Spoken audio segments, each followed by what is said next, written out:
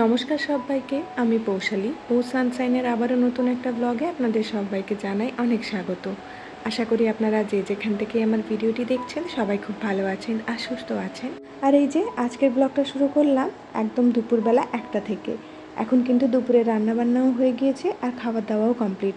তারপরে কিছু ক্লিনিং ছিল, ভাবলাম ক্লিনিংটা করি আর আপনাদের সাথে একটুখানি গল্প করি। কালকে রাতে হাজব্যান্ডের নাইট ডিউটি ছিল, তো সকাল থেকে এসে দুপুর অবধি একদম টানা ঘুম দিয়েছে। তারপরে এই যে একটু আগেই কিন্তু ওকে ডেকে দিয়েছি, এখন খাওয়া দাওয়া করে মেয়ের সাথে একটু খেলাধুলো করছে। তার ফাঁকে আমি একটুখানি সময় নিয়ে নিয়েছি ওর কাছ থেকে আর কাজগুলো সেরে ফেলবো। সকাল থেকে না মনটা একদমই ভালো নেই, তার একটা কারণও রয়েছে, একটু পরেই আপনাদেরকে সেটা দেখাচ্ছি আমি। আর এখানটায় কিন্তু আজকে আমার লিভিং রুমটা ক্লিন করার দিন রয়েছে, তাই আমি প্রথমেই না সোফার কভারগুলো খুলে নিচ্ছি। মাসে মোটামুটি 2বার করে এই সোফার কভারটা ক্লিন করে থাকি। তাছাড়া মেয়ে মাঝে মধ্যে যদি নোংরা করে দেয় তাহলে কিন্তু সঙ্গে সঙ্গে ক্লিন করে নিই। যেহেতু এবারে এই সাদা কভারটা দিয়েছি, বড্ড বেশি নোংরা হচ্ছে। আর আগের বারই আপনাদেরকে দেখিয়েছিলাম না যে সোফাটা সরিয়ে যখনই ক্লিন করতে যাই তখন দেখি সোফার নিচে প্রচুর ময়লা জমেছে। তো এখন থেকে ভেবেছি আমি 15 দিনে একবার করে সোফাটা এরকম করে সরিয়ে তার নিচটা ক্লিন করে নেব। প্রত্যেক দিন পারবো কি না জানি না, তবে চেষ্টা করব। হাজব্যান্ড যেদিন করে বাড়িতে থাকে একটুখানি সাহস পাই, কারণ এটাকে আমি ঠেলে সামনের দিকে সরিয়ে তো দিতে পারি, কিন্তু যখনই পেছন দিকে ঠেলতে যাই না তখন একটুখানি প্রবলেম করে। আসলে এটার বয়সও কিন্তু কম হলো না, মোটামুটি 6 বছর মতো হয়ে গিয়েছে সোফাটার বয়স। আর অনেকবার যেহেতু আমাদের সাথে এদিক ওদিক ট্রাভেল করেছে, তাই এর অবস্থাটা না এখন খুব একটা ভালো নেই। আর এই যে আমার লিভিং রুমে যে সমস্ত ডেকোরেটিভ আইটেমগুলো আছে সেগুলোকে এখন একটুখানি ডাস্টিং করে নিচ্ছি। আমি এই জিনিসটা লক্ষ্য করেছি, যত বাড়িতে জিনিসপত্র থাকবে বা আপনি যদি অনেক জিনিসপত্র দিয়ে বাড়ি সাজিয়ে রাখেন তাহলে কিন্তু সেগুলোর পেছনে মেনটেনেন্সও সেরকমভাবেই দিতে হয়।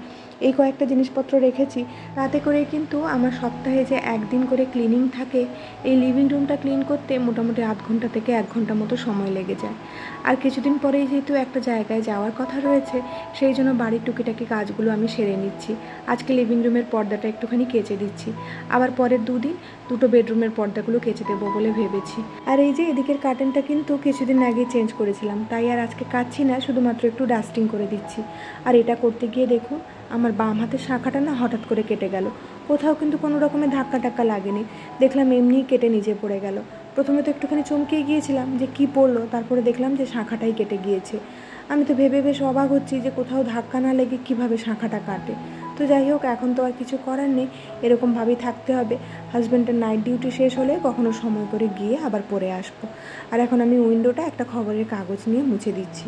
এই যে আপনাদেরকে ভিডিও শুরুতেই বলছিলাম না যে মনটা সকাল থেকে বড্ড বেশি খারাপ হয়ে আছে, তার একটা কারণও রয়েছে।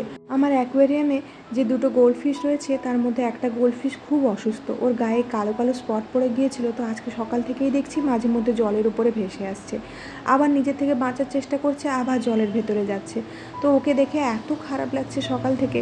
আরেকটা যে সুস্থ গোল্ডফিশ রয়েছে ও কিন্তু ওকে বাঁচানোর জন্য খুব চেষ্টা করছে, মাঝে মধ্যে গিয়ে ওর মুখে মুখ দিচ্ছে বা নিজেদের মতো করে আর কি। আমরা বুঝতে পারছি যে ও অসুস্থ বলে ওর মনে খুব কষ্ট হচ্ছে, তো ওদেরকে নিয়েই সকাল থেকে পড়ে রয়েছি। মাঝে মধ্যে কাজের ফাঁকে ফাঁকে ওকে গিয়ে একটুখানি দেখছি আর ভাবছি শুধু যে কোনো রকমভাবে যদি ওকে বাঁচানো যায়।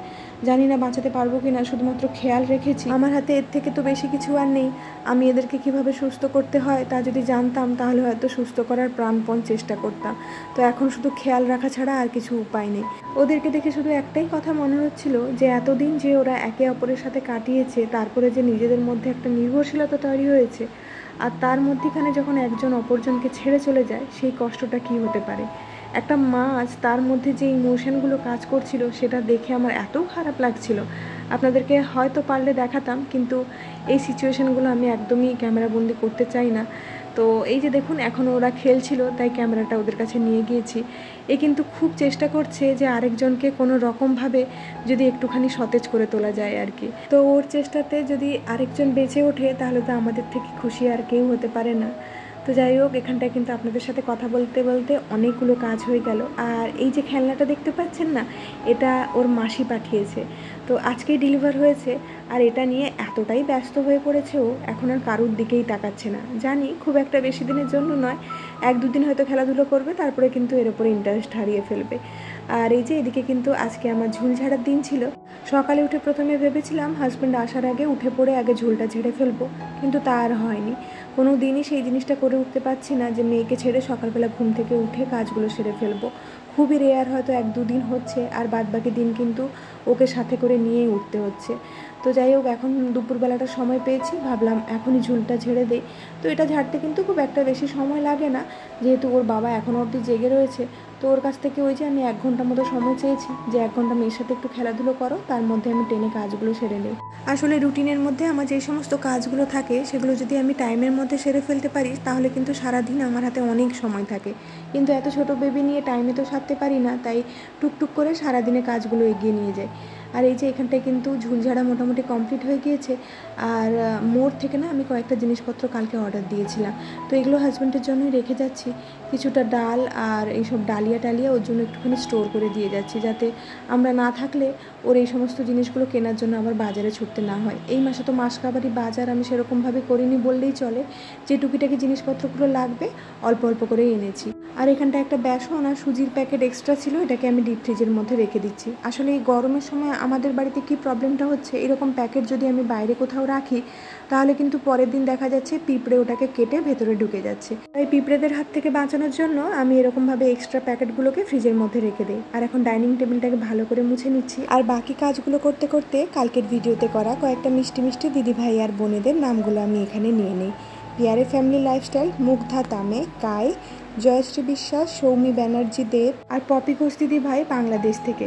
তো পপি দি আমার কাছ থেকে রুটিনটা আমার জানতে চেয়েছে, তো সেটা আমি ভিডিও শ্যুট করে রেখেছি। পরের একটা কোনো ভিডিওর সাথে আমি ওটা অ্যাড করে তোমার সাথে অবশ্যই শেয়ার করব। আর পিয়ারের ফ্যামিলি লাইফস্টাইল থেকে দিদিভাই আমাকে বলেছে, দিদিভাইয়ের কমেন্টটা পড়ে আমার সত্যিই খুব ভালো লেগেছে, যে তোমাকে দেখলে আমার নিজের কেউ বলে মনে হয়, আর তোমার কথা শুনলে আমার মন ভালো হয়ে যায়। আমার কথাতে তো কি আছে জানি না, তবে তোমার কমেন্ট পড়ে মনে হলো তুমি ভীষণ বড় মনের একটা মানুষ।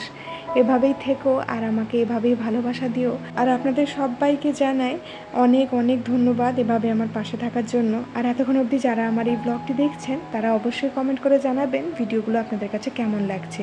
আর এই যে সন্ধেবেলা এখন সন্ধে দেওয়া হয়ে গেল, আর তার সাথে একটু ধুনোও দেখিয়ে দিলাম বাড়িতে। আর এই যে তারপরে কিন্তু একটু শশা চানাচুর দিয়ে মুড়ি মেখেছিলাম, আর হাজব্যান্ড বললো মুড়ির সাথে একটু চা না হলে কেমন হয়, তাই ওর হাতে বানানো চা দিয়ে আমরা মুড়িটা খাচ্ছিলামই। তখনই কিন্তু খারাপ খবরটা পেলাম, যেটা সকাল থেকে ভয় পাচ্ছিলাম।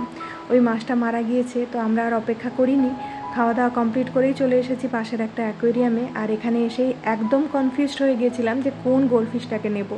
ওকে একদমই একা রাখতে বাড়িতে ইচ্ছে করছিল না, ওর বড্ড বেশি মনটা খারাপ সাথীহারা হয়ে যেতে। তো এখানটা এসে না দেখলাম যে গোল্ডফিশের 3টে ভ্যারিয়েশন রয়েছে। তো আমরা তো একদম গুলিয়ে গিয়েছি। তো দাদাকে ফাইনালি ছবিটা দেখাতে আমাদেরকে গোল্ডফিশটা দিল। আর আপনাদের এই অ্যাকোয়ারিয়ামে কোন মাছগুলো পছন্দ আমাকে অবশ্যই জানাবেন। আমার কিন্তু ছোট ছোট মাছগুলো ভীষণ ভালো লাগে।